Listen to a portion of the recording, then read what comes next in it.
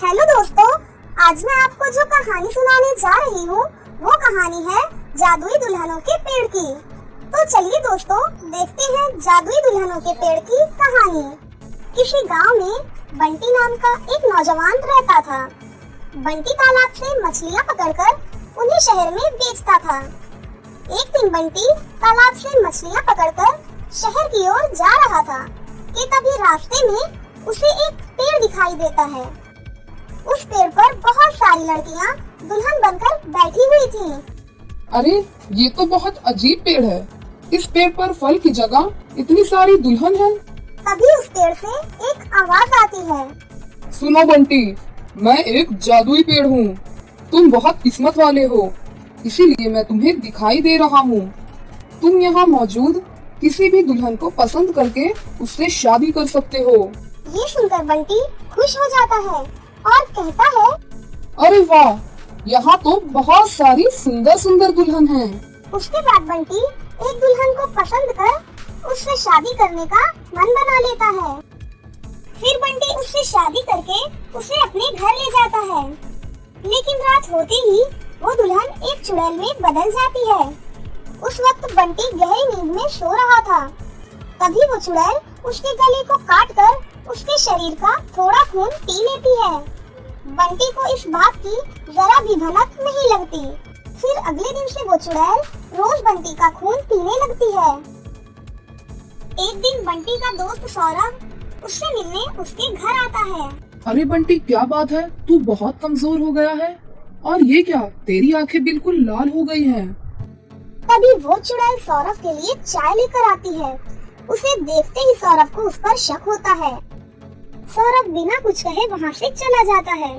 लेकिन रात होते ही वो चुपके से बंटी के घर के पास आ जाता है और छुपकर उसके घर में झांकने लगता है। तभी वो देखता है कि वो चुड़ैल बंटी का खून पी रही थी। मेरा शक बिल्कुल सही निकला। ये एक चुड़ैल है। मुझे अपने दोस्त को बचाना होगा, वरना ये चुड़ैल उसे जान से मार देगी। फिर अगले दिन सौरभ बंटी को फोन करके उसे अपने घर बुला लेता है। सुनो बंटी, तुम्हारी पत्नी कोई साधारण लड़की नहीं है, बल्कि वो एक चुड़ैल है। तुम दोनों की मुलाकात कहाँ हुई थी?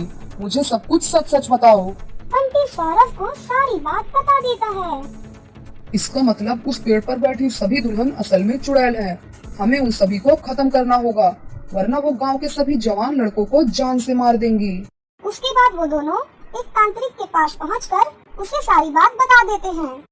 तांत्रिक अपने जादुई गोले में देखकर सारी सच्चाई का पता लगा लेता है। तुम्हें उस जादुई पेड़ को जलाकर राख करना होगा। उसके जलते ही वो सारी चुड़ैलें भी खत्म हो जाएंगी। लेकिन हम उस पेड़ को कैसे जलाएंगे? वो तो एक जादुई पेड़ है। अगर हम वहाँ गए तो वहाँ बैठी सारी चुड़ैलें हमें जान से मार देंगी। तुम चिंता मत करो, मैं तुम्हें एक जादुई पिचकारी देता हूँ। इस पिचकारी को ले जाकर उसके पानी को उस पेड़ के ऊपर डाल दो।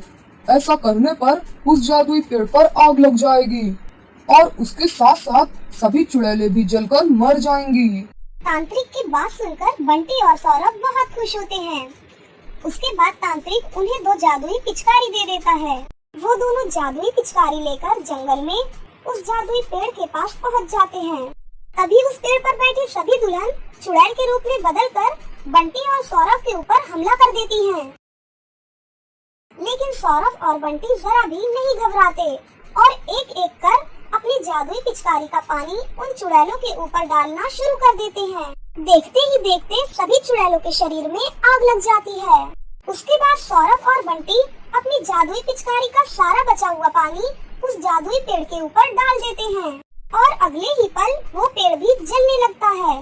फिर थोड़ी ही देर में उस पेड़ के साथ साथ सभी चुड़ैलें भी जलकर राख हो जाती हैं। दूसरी तरफ बंटी के घर पर मौजूद चुड़ैल इन सभी बातों से बेखबर थी और सोच रही थी, अब तो मैं बहुत ही ऐशो आराम से अपनी जिंदगी गुजारूंगी और लोगों का खून भी पीऊंगी, क्योंकि मुझे तो कभी भी कोई खत्म नहीं कर सकता।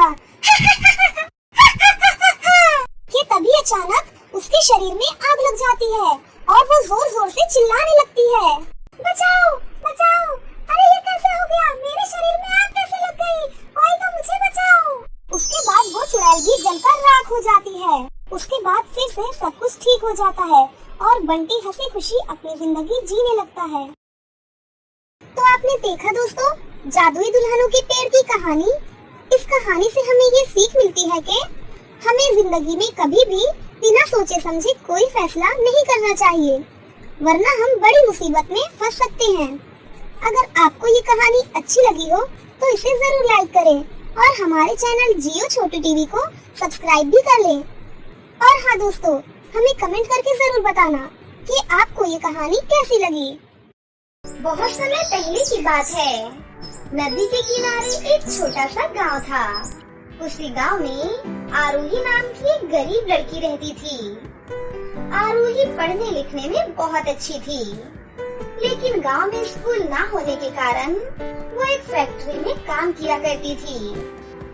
आरूही का इस दुनिया में कोई भी नहीं था। उसके माता पिता बहुत साल पहले ही एक दुर्घटना में स्वर्ग चले गए थे। आरूही के माता पिता के कुछ खेत थे, जिन पर खेती बाड़ी करके जो भी फल और सब्जियां होती थीं, आरूही उनसे ही अपना गुजारा किया करती थी। आरूही जिस फैक्ट्री में काम किया करती थी, वहाँ उस सेठ का एक हैंडसम नौजवान लड़का भी आया करता था। एक ही जगह रहने की वजह से उन दोनों में काफी बातचीत हो गई थी और आरूही मन ही मन अर्जुन को पसंद करने लगी थी।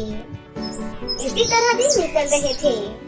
एक दिन आरूही काम पर जा रही होती है और वो मन ही मन सोच रही होती है, मैं अर्जुन को पिछले 2 सालों से लाइक करती हूँ, लेकिन कभी बोल नहीं पाई। मुझे लगता है कि अब मुझे अर्जुन से शादी की बात कर लेनी चाहिए। इसी तरह सोचते सोचते आरूही फैक्ट्री पहुँच जाती है। तभी वो चारों तरफ देखती है कि आज अर्जुन फैक्ट्री नहीं आया है। ये देखकर आरूही थोड़ी उदास हो जाती है और अपने कामों में लग जाती है। शाम के समय आरूही अर्जुन के पिताजी से शादी की बात करने के लिए जाती है। मालिक, मैं आपके बेटे अर्जुन को लाइक करती हूँ और उससे शादी करना चाहती हूँ। क्या बोली तू? ज्यादा मुँह चलने लगा है क्या तेरा? 2 कौड़ी की लड़की, तू मेरे बेटे पर लाइन मार रही है। मैं मेरे बेटे की शादी एक रईस घर में करना चाहता हूँ। तेरे पास तो एक फूटी कौड़ी भी नहीं है। शादी में मुझे पूरे 50 लाख रुपए चाहिए। बोल, है दम तो शादी कर ले मेरे बेटे से। और इस तरह से अर्जुन के पिताजी आरूही को बहुत सुना देते हैं और उसे अपने घर से बाहर निकलने के लिए कहते हैं। आरूही उदास मन से वहाँ से चली आती है। इसी तरह से अगले दिन आरूही काम पर आती है तो अर्जुन को सभी बातें बताती है। क्या तुम मुझे गलत समझते हो अर्जुन? मुझे तुम्हारे धन दौलत का कोई लालच नहीं है।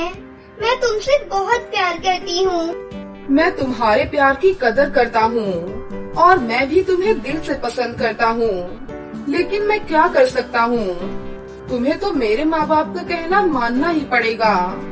उनके मुताबिक रुपए कमाओ और जल्दी से अमीर बन जाओ, तो फिर माँ पिताजी हमारी शादी करा देंगे। इतना कहकर अर्जुन उदास मन से वहाँ से चला जाता है।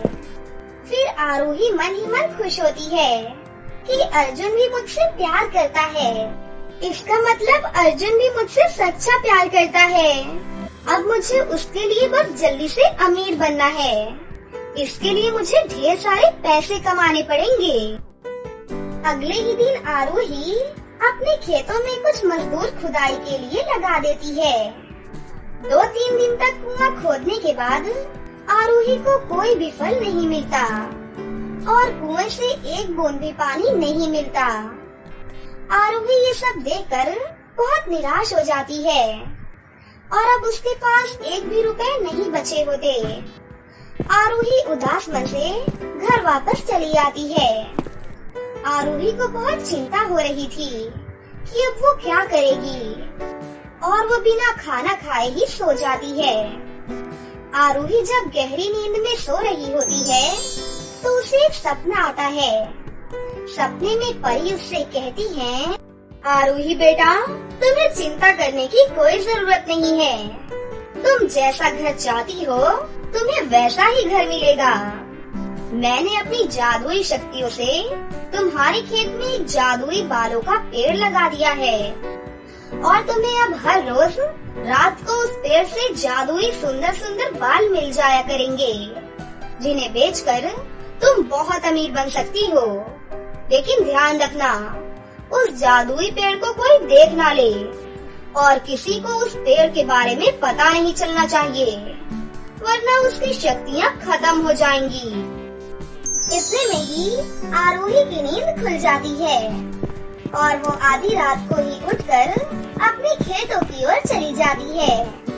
खेत पर पहुंचकर वो देखती है कि वाकई में परी का सपना सच था और अब उसके खेत में एक जादुई बालों का पेड़ आ गया है।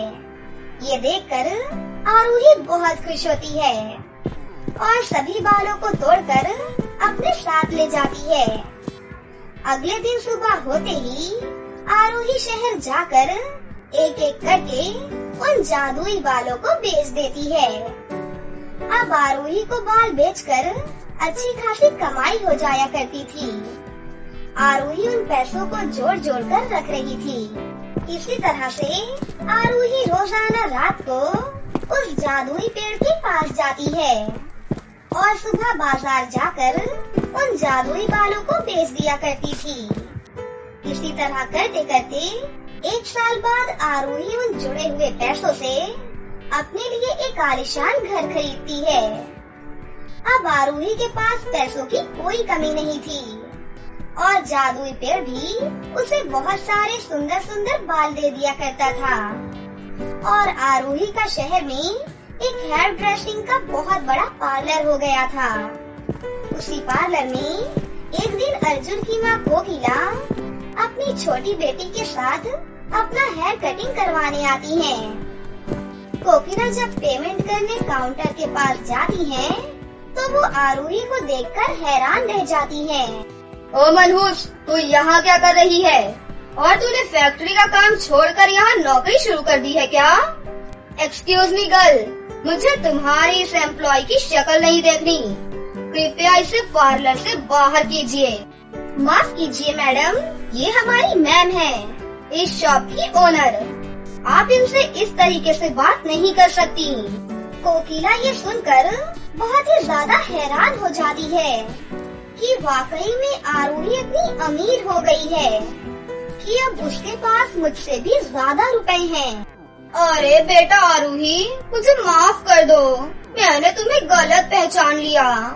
एक दिन हमारे घर पर चाय पर आओ ना, मुझे तुमसे तुम्हारी और अर्जुन के रिश्ते की बात करनी है बेटा। और इस तरह से कोकिला शर्मिंदा होते हुए वहाँ से घर चली जाती है। घर जाकर कोकिला सोचती है, ऐसा क्या हाथ लग गया इस आरोही की बच्ची को कि इतनी जल्दी इतनी अमीर हो गई। मुझे पता लगाना ही होगा। अगले दिन कोकिला पार्लर के बाहर छुपकर आरोही के घर जाने का इंतजार करती है और आरोही के आते ही वो उसका पीछा करते करते उसके घर तक पहुंच जाती है।